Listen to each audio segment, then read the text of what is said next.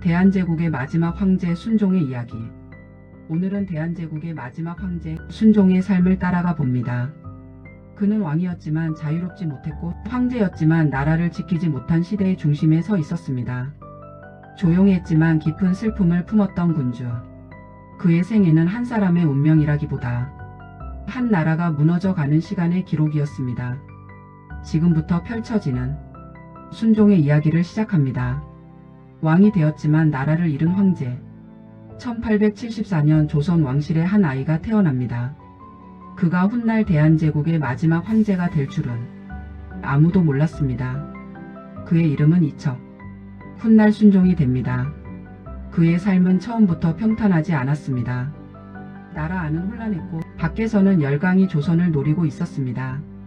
왕실의 아들로 태어났지만 그의 미래는 이미 거대한 소용돌이 속에 놓여 있었습니다. 고종의 아들로 태어나다. 순종은 고종의 장남으로 태어났습니다. 어머니는 명성황후가 아닌 순원왕 기비였습니다. 어린 시절부터 그는 병약했습니다.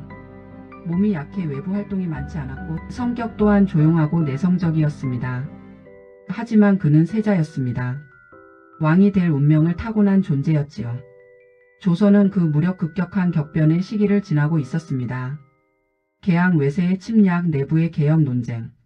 어린 세자의 어깨 위에는 보이지 않는 무게가 쌓여갔습니다. 대한제국의 황태자. 1897년 조선은 대한제국으로 국호를 바꿉니다. 고종은 황제가 되었고 세자는 황태자가 됩니다. 이제 그는 단순한 왕세자가 아니라 제국의 후계자가 되었습니다. 하지만 일본의 영향력은 점점 강해지고 있었습니다. 러일 전쟁 이후 일본은 조선을 사실상 지배하기 시작합니다. 황태자는 그 모든 변화를 말없이 지켜보고 있었습니다. 그는 결단을 내리는 인물이 아니었습니다. 하지만 누구보다 상황의 비극을 알고 있었을지도 모릅니다. 을사늑약과 무너지는 제국. 1905년 을사늑약이 체결됩니다. 대한제국은 외교권을 빼앗깁니다. 나라의 주권이 무너지는 순간이었습니다. 고종은 분노했고 비밀리에 헤이그 특사를 파견합니다. 그러나 그 시도는 실패로 돌아가고 일본은 고종의 퇴위를 강요합니다. 황태자였던 그는 아버지를 대신해 황제 자리에 오르게 됩니다. 강제로 즉위한 황제. 1907년 그는 황제가 됩니다. 하지만 그 즉위는 자발적이지 않았습니다. 일본의 압력 속에서 이루어진 것이었습니다. 황제였지만 군대도 외교권도 실질적 권력도 없었습니다. 그의 재위 기간은 대한제국이 완전히 일본의 보호국으로 전락하는 시기였습니다. 그는 저항할 힘이 없었습니다. 그가 침묵했는지 혹은 침묵할 수밖에 없었는지는 역사 속에서 논쟁이 됩니다. 군대 해산과 국민의 눈물. 1907년 대한제국 군대가 해산됩니다. 무장 해제된 군인들은 울었습니다. 백성들은 분노했습니다. 이 사건은 의병 항쟁으로 이어집니다. 황제는 그 자리에 있었지만 결정권은 일본 통감부에 있었습니다.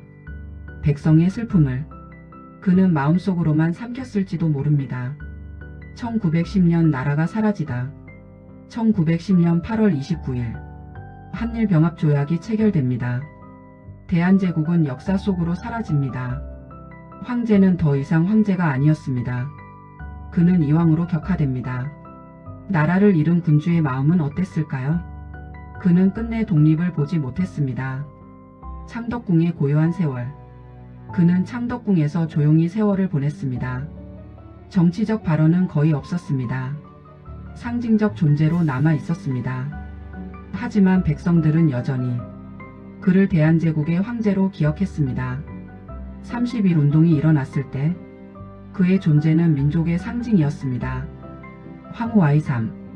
그의 황후는 순정효 황후 윤씨였습니다. 두 사람 사이에는 자녀가 없었습니다.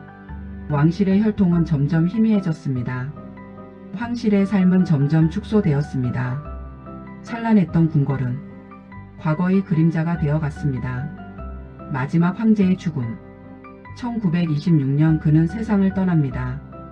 그의 장례식은 민족의 애도 속에서 치러졌습니다.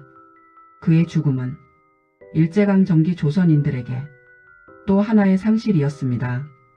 남겨진 질문. 순종은 무능한 군주였을까요? 아니면 시대의 희생자였을까요? 역사는 그를 단정짓지 않습니다. 다만 그는 가장 비극적인 시대의 왕이 되었던 인물입니다. 그의 삶은 한 나라의 몰락과 겹쳐 있습니다. 나라를 잃은 황제의 침묵. 그는 큰 연설을 남기지 않았습니다. 영웅적 전투도 없었습니다. 하지만 그의 침묵은 그 시대의 절망을 그대로 담고 있습니다. 우리는 그의 삶을 통해 나라의 소중함을 다시 생각하게 됩니다. 이 이야기가 마음에 닿았다면 역사는 단순한 과거가 아닙니다. 오늘을 사는 우리의 거울입니다. 대한제국의 마지막 황제 순종. 그의 삶을 기억하는 것은 우리 역사를 기억하는 일입니다. 이런 역사 이야기와 깊은 인물 탐구가 좋으셨다면 구독과 좋아요로 함께 해주세요. 다음 이야기에서는 또 다른 시대의 인물을 만나봅니다. 함께 걸어가요.